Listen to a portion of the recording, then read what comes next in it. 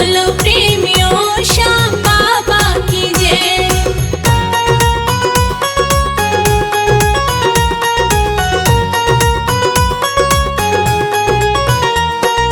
घाटों की पावन गलियों में गूंज रहा जयकारा, घाटों की पावन गलियों में गूंज रहा जयकारा।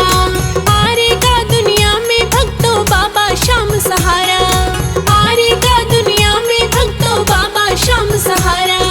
जिसका साथ निभाता बाबा उसकी सदा विजय। बोलो बोलो प्रेम